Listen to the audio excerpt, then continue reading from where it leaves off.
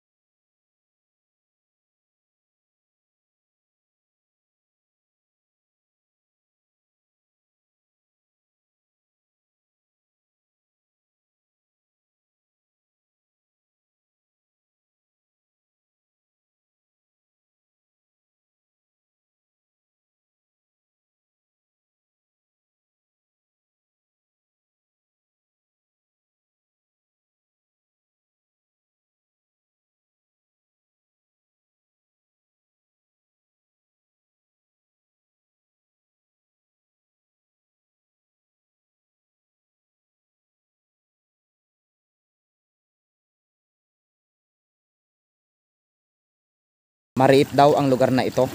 Nung nabubuhay pa ang mga matatanda dito sa amin, talagang hindi kami pinapapunta dito dahil nga marami daw misteryo na bumabalot dito sa mismong lugar na ito. At kung mapapansin nyo naman, kakaiba yung mga hugis ng bato na isa rin sa kinakatakutan ng mga naliligo dito. Noong araw naliligo kami dito sa area na to, hindi pa ganito ang itsura na to. Napakaganda pa. Tapos malinaw, malapad, walang dumi dyan. Tapos madalas kaming tumatambay dito sa bato na ito. Tapos dito, kasi pwede kang kumabit ng salbabida dito banda. Tara, puntahan natin yung lugar. So yun, si Dudong nag-enjoy sa moment niya.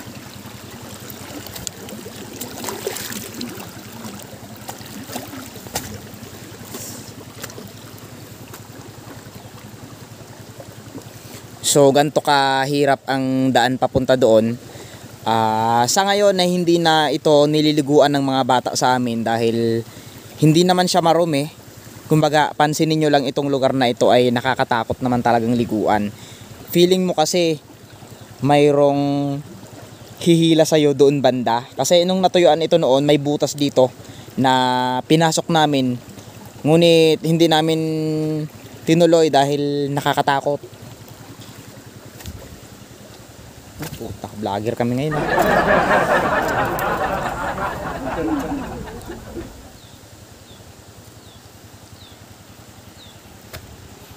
Putang ina nung, parang vlogger din tayo dong ha.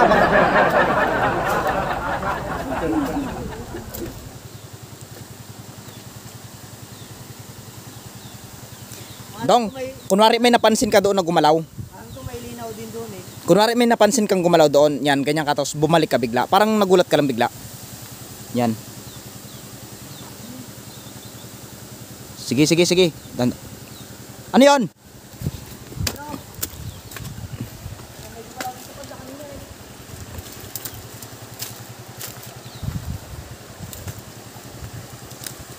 Dito guys, may gumalaw daw. Ano yan?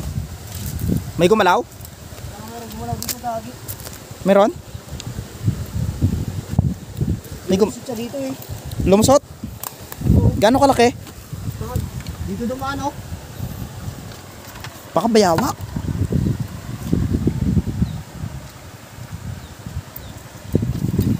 At sa arat ano, binungkal na nga ni Dudong kung ano nga ba ang katotohanan. Ngunit nagulat kami sa nangyari. Biglang ano ka dong, biglang talon ka talon.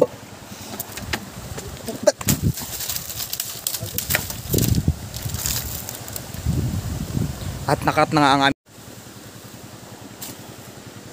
Puntahan rin na natin yung isang linaw pa doon.